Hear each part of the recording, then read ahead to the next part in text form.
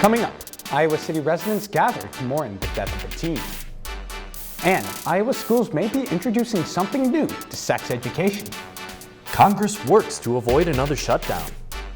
All that and a profile on a presidential candidate, along with important dates this week in history and making sure your facts are straight. Also, where presidential candidates are during their campaign trails, the latest from polls, and something for you to consider. Good evening and welcome to The Update, your home for news and politics. From the local level to nationwide, we're keeping you up to date. I'm Jordan Tovar. And I'm Johnny Valtman. Starting it off here, Jordan, in previous weeks, it's been relatively slow news weeks in the Iowa City area, but it recently really heated up. Yeah, Johnny. I mean, it's really starting to pick up around here with all these events happening. Residents of Iowa City and University of Iowa students gathered on Friday night to hold a vigil for the life of Nex Benedict, a teen who died after an altercation with classmates in a school bathroom in Oklahoma. Benedict was reportedly bullied by their classmates for identifying as non-binary before they died. Citizens converged on the Pentacrest to celebrate the life of Benedict, and some at the vigil expressed their concerns over Iowa's recent trans legislation. Horrent and disgusting that we are policing children on their genitals. This community has just it's being heartbroken right now with the amount of anti-trans legislative laws, but also the interpersonal violence and microaggressions and macroaggressions. Iowa has introduced over 40 bills this session that deal with the rights of LGBTQ+ individuals, including ones that legally define what a man and woman is, and requiring new birth certificates for transgender Iowans that would require both their birth gender and current identity to be on it. The Young Americans for Freedom chapter at the University of Iowa held Speaker Vince Everett Ellison last night at the Iowa Memorial Union. And compared to past YAF speaker events like when Matt Walsh and Chloe Cole came to campus, the protests were relatively calm. Instead of standing outside like at previous events, protesters gathered inside to ask Ellison questions and voice their disagreements with his message.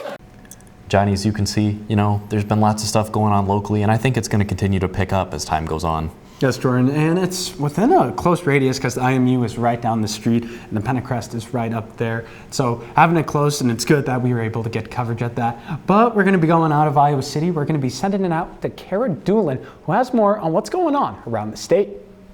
Thanks, Johnny. Senator Joni Ernst spoke at a town hall in Boone on Friday, where she criticized Congress's failure to pass bipartisan border security legislation earlier this month. The Senate voted 49-50 against advancing a $118 billion package that would have allocated funding for foreign aid and made changes to U.S. border and immigration policies, including tightening asylum laws and creating a new system to shut down the border if illegal crossings reached a predetermined threshold. Although Ernst was a huge proponent of the bill and helped negotiate it, she ultimately ended up voting against it after receiving hundreds of calls from Iowans urging her to do so. At the town hall meeting, Ernst expressed her frustration for this, saying, quote, "We can't even do our darn jobs in Washington, D.C. because of the public outrage on a border bill, so we tanked the bill," unquote. And sex education classes in Iowa may soon have a new addition, Baby Olivia. Baby Olivia is an animated fetus that viewers watch develop over the course of a 3-minute video, and it's also a major source of controversy in the state, as a bill in the Iowa legislature would require Iowa students to watch animations like this. The organization that created the video, Live Action, opposes abortion, and although they say the animation is meant to encourage an appreciation for human life, others say the video is deceptive and could spread misinformation among young audiences. The American College of Obstetricians and Gynecologists called the video anti-abortion misinformation that's, quote, "designed to manipulate the emotions of viewers." And Iowa physicians and educators said in a letter to state lawmakers that the video misleads viewers by portraying certain milestones as happening a few weeks earlier than they actually do, and using references to a fetal heartbeat that aren't strictly accurate. Meanwhile, founders of Live Action maintain that the video is informative and was made in consultation with doctors. If the bill were to be passed, it would require Baby Olivia or other comparable videos to be shown starting in the 7th grade. Jordan and Johnny, I'll send it back to you. Thanks, Cara. And Jordan, stuff's always going on around the country and around the world, and I'm sure Jayce is going to take us overseas once again. Yeah, Johnny, and now we're going to send it out to DITV's Jayce Bertrand in the newsroom, where he's going to tell us what's going on around the country and the world. Thanks, Jordan. And as a matter of fact, we are not going overseas this week because Congress has to avoid yet another government shutdown by passing a spending bill. Earlier this year, Congress avoided a shutdown by a matter of hours, pushing the deadline to March 1st and March 8th. If Congress doesn't come to an agreement on funding, the government will shut down, leaving military service members, post office workers, and other essential government employees without pay. Congress has been pushing these deadlines back for months as both the Senate and House deal with historically small majorities for parties, forcing Speaker of the House Mike Johnson to strike deals with the Democrats. Congress is also locked in a heated debate over President Biden not submitting a budget proposal on time. Biden was expected to submit his proposal by February 5th, however, he has not done so. The previous four presidents, Clinton, Bush, Obama, and Trump, also frequently submitted their proposals late. In response, Republicans have introduced a bill that would bar a president from delivering a joint address to Congress before submitting a proposal. President Biden is scheduled to deliver his State of the Union address on March 7th. And with Congress battling over several issues, from the southern border to Ukraine, many are wondering if a funding agreement can be reached by March 1st. But for now, I'll send it back to Johnny and Jordan in the studio. With all this news around the nation, you've got a national candidate you'd like us to look at, Johnny. Yes, Jordan, and we're staying with some of the broader candidates going outside of Iowa. And after Marianne Ann Williamson dropped out 3 weeks ago, only one Democrat remains contending with President Joe Biden. Dean Phillips, the Minnesota representative, is still trying to win the Democratic nomination. Phillips was born in 1969. Months after being born, his biological father was killed in the Vietnam War. His mother married Pauline Phillips, who adopted Dean, and he took his last name. Phillips graduated from Brown University in 1991 and would later earn his Master's of Business Administration from the University of Minnesota's Carson School of Management in 2000. Then he'd become the president and CEO of his family's company, Phillips Distilling Company. Stepping away from his family's business in 2012, he would run other companies until 2018, where he ran for Minnesota's 3rd District representative seat. After winning the Democratic primary, he would win his seat over Republican incumbent Eric Paulson. Phillips won both his re-elections in 2020 and 2022 and stayed busy fighting COVID-19. He signed bipartisan legislation to help small businesses through the pandemic. He also leads the Problem Solvers Caucus that works with the White House and Congress to find bipartisan solutions for the American people. Phillips announced his run for the Democratic ticket in the fall of 2023 to challenge the president.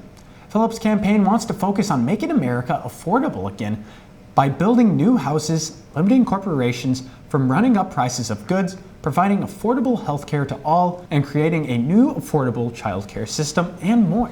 Phillips so far has 0 delegates and is currently battling states to get his name on the ballots for primaries. And Jordan, sticking with presidential candidates, they all have a big Tuesday coming up next week. Yeah, Johnny, a super one. And with all this talk of candidates, this brings us to a crucial upcoming day in the 2024 race for the presidency. Super Tuesday, March 5th, as it's called by many, is a day where over a third of the delegates required to win their party's nominations are decided. 874 total delegates are up for grabs in the Republican race. The states highlighted in red and blue are holding both Democratic and Republican primaries, or caucuses are being held there. Alaska is only holding their Republican primary next Tuesday, and the Democrats will run a primary on April 13th for their decision. Something to also note is that the U.S. territory of the American Samoa will hold both parties' primaries on Super Tuesday as well. And as it stands, Trump leads former U.S. Ambassador to the United Nations Nikki Haley by a near 100 delegate gap after blowing her out in her home state of South Carolina by over 20%. He could start to close in on the magic number of 1,215 delegates needed to win the Republican nomination if he pulls off a sweep of all the Super Tuesday contests. And on the Democrat side, incumbent Joe Biden is running virtually unopposed, with author Marianne Williamson dropping out a few weeks ago. Still in the race is the U.S. representative from Minnesota, Dean Phillips, who currently sits at an abysmal 0 delegates won. While it's still not a guarantee that either candidate will win their party's nomination, the potential of a Joe Biden and Donald Trump rematch this November could be even closer to a reality a week from today. You know, Johnny, with Super Tuesday going on, there's been lots going on the campaign trail. Yes, Jordan, we're going to send it back out to Cara, who has more on both the Republican and Democrat candidates and where they are ahead of Super Tuesday. Thanks, Johnny, and thanks for the Super Tuesday preview, Jordan. And for Iowans who voted in the Democratic caucus this year using the new mail-in ballots, those preliminary results will also be available on Super Tuesday. Although the deadline to request a presidential preference card has passed, completed cards will be accepted and counted as long as they are postmarked by Tuesday, March 5th, and received by Friday, March 8th. And as we head into Super Tuesday, the competition is still intense on the Republican side, although Nikki Haley has just faced a major setback. Facing off against former President Donald Trump in South Carolina on Saturday, Haley suffered a significant loss, earning only 39.5% of the vote to Trump's 59.8% and gaining only 3 delegates while Trump took the other 47. This is particularly hard for Haley as South Carolina is her home state, and it's where she focused a lot of her resources and energy during her campaign. Haley's loss to Trump, even here, is indicative of the hold Trump has over the Republican Party. Haley won't call it quits yet, though. She's headed to Michigan, which is holding its primary today, and an additional nominating convention for Republicans this Saturday, March 2nd. 16 of Michigan's delegates will be awarded from today's primary, and the remaining 39 will be determined based on Saturday's convention. Now, despite Haley's loss in South Carolina, she plans to stay in the race through Michigan and Super Tuesday, and her campaign said that in just the 24 hours following Saturday's loss, she had raised $1 million from grassroots supporters alone. Said earlier this week that no matter what happens in South Carolina, I would continue to run for president. And New Hampshire residents have some answers on a confusing phone call that was sent to thousands of voters just a couple of days before the state's primary. The call used an AI-generated voice of President Joe Biden to encourage voters not to participate in the primary. Now, a prior political consultant of Democratic Representative Dean Phillips has taken responsibility for the calls. The consultant, Steve Kramer, sent out the automated call to thousands of people after hiring a street magician to create the fake audio.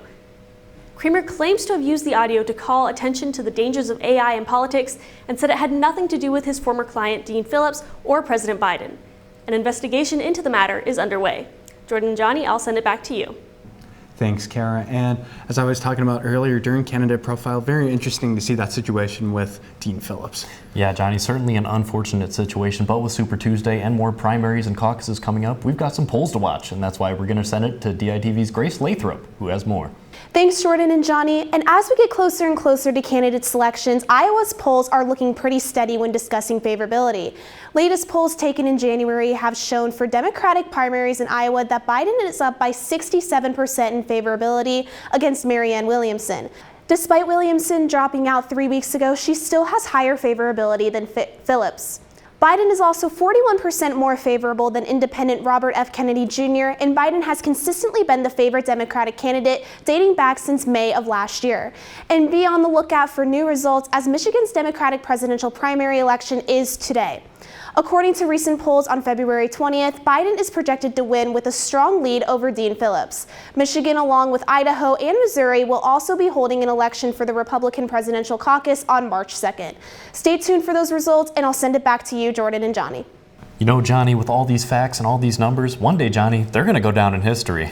Yes, Jordan. And with February winding down, March on our horizons, we got another week in history. So let's look back to February 28th, 1994. NATO would conduct its first combat action in its 45-year history. American fighter jets shot down 4 Bosnian Serb jets over the Banja Lake in Bosnia-Herzegovina. The 6 Serbian jets were infiltrating a no-fly zone set by NATO. This came after NATO became involved with Bosnian and Yugoslavian wars back in 1992. Following NATO's first combat operation, they would continue air campaigns throughout the next 2 years after retaliation from Bosnia. On March 1st, 1781, the Articles of Confederation were formally ratified and announced by Congress. While the Articles were introduced and debated back in 1776, the 13 colonies had to delegate and agree on how they wanted their country to function. Every state but Maryland ratified the Articles by February of 1779. Maryland was unhappy with Virginia and other states who would not turn over their land to the Union. Eventually, Maryland caved in after states agreed to give their western land to the Union. They ratified the Articles on February 2nd, 1781, and word didn't reach Congress until March 1st, which is when it was effectively proclaimed the law of the land. The Articles would stand the rest of the American Revolution and until the U.S. Constitution was ratified in 1789. On March 3, 1913, the first large organized march on Washington when the women's suffrage procession took the streets. With Woodrow Wilson about to take office the next day in D.C., an estimated 5,000 to 10,000 supporters marched down Pennsylvania Avenue, standing against the present political society that excluded women. The event had hiccups as after it was discovered the march would integrate the crowd, causing a rift with southern states. Security for the march was weak and at some points out of control. marchers were harassed, spat on, and riots almost broke out. After the district police failed to handle the crowd, citizen groups and a cavalry provided protection for the march. At the march, suffragist Alice Paul introduced a new campaign to obtain a constitutional amendment for women's suffrage, and the rally ended at Continental Hall, where speakers Anna Howard Shaw and Helen Keller spoke. It would take 7 years for the 19th Amendment to ratify, granting women the right to vote. And Jordan, while I was looking back and doing some research for that segment, there was a lot of misinformation around those events. Yeah, Johnny, and now we'll send it back to Jayce in the newsroom, where he's going to share some facts that aren't entirely true. Thanks, Jordan, and I'd like to start by focusing on the debate surrounding Ukraine's potential NATO membership. In commemoration of 2 years since Russia launched its invasion of Ukraine, NATO Secretary General Jens Stoltenberg affirmed the group's desire for Ukraine to join, stating, quote, "Ukraine will join NATO. It is not a question of if, but of when." However, this statement has led to some confusion online. Some are claiming Ukraine is already a part of NATO, while others are claiming the nation is barred from the organization altogether. The truth is a bit muddled. While Ukraine is on a fast-tracked pace to join NATO, some nations are hesitant to admit the nation, especially during the war. If Ukraine were to join right now, they could invoke Article 5 of the treaty, which states an attack on one member nation is an attack on all. This would bring the US into a war with Russia. So, while Ukraine is a close ally of NATO's, it is not yet clear whether they'll be admitted while the war is still raging.